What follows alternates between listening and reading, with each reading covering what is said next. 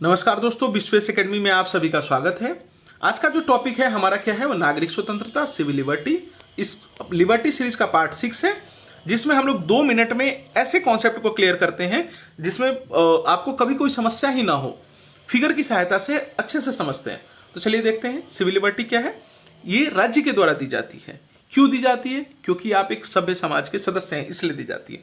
तो क्या यह पूरी तरीके से फ्री है, मतलब कंप्लीट फ्रीडम है, एब्सोल्यूट फ्रीडम है?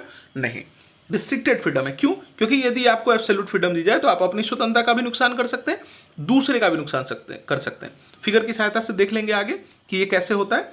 ये सब जितने भी समाज के सभी सदस्यों को समान रूप से मिलती है, और रूल ऑफ लॉ है, कानून का शासन। ये नहीं देखता कि मैं किसको दे रहा हूं, देने वाला आईएएस ऑफिसर है कि टीचर है कि क्लर्क है कि प्यून है, वो नहीं देखता। वो देखता है कि हाँ, कानून के आधार पर क्या हो सकता है, सिर्फ वो कानून को देखता है।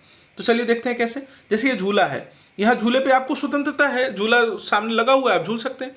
लेकिन क्या आप यहाँ पे आपकी आज़ादी सुरक्षित है? नहीं, क्योंकि सिविल लिबर्टी नहीं है। यहाँ पे सिविल लिबर्टी नहीं है, सब लोग एक दूसरे के ऊपर चढ़े हुए हैं। तो आपकी स्वतंत्रता का भी नुकसान हो रहा है और सामने वाले की भी स्वतंत्रता का नुकसान हो रहा है। यही सिविल लिबर्टी का कॉन्सेप्ट आया, राज्य बीच में आई। राज्य ने क्या किया, नियम बना दिया, पहले ये लोग झूलेंगे, फिर ये, फिर ये, फिर ये।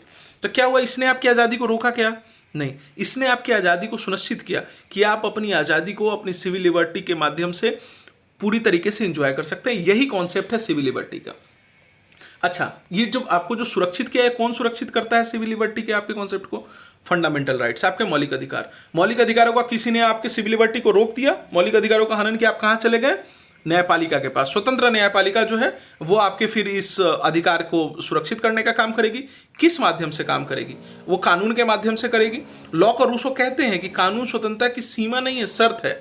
शर्त मतलब कि यदि जहां कानून नहीं होगा वहां स्वतंत्रता मिल ही नहीं सकती है।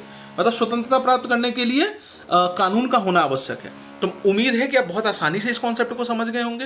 यदि इसी तरीके से, इतना आसान तरीके से यदि आप यूजीसी नेट जेआरएफ की तैयारी करना चाहते हैं तो हमारे चैनल को लाइक कर लीजिए, शेयर करिए, सब्सक्राइब करिए। और यदि इसका आपको पीडीएफ चाहिए तो हमारे टेलीग्राम चैनल का लिंक दिया हुआ है, वहाँ भी जुड़ सकते हैं, वहाँ से आप पीडीएफ ले सकते हैं। बहुत बहुत धन्यवाद।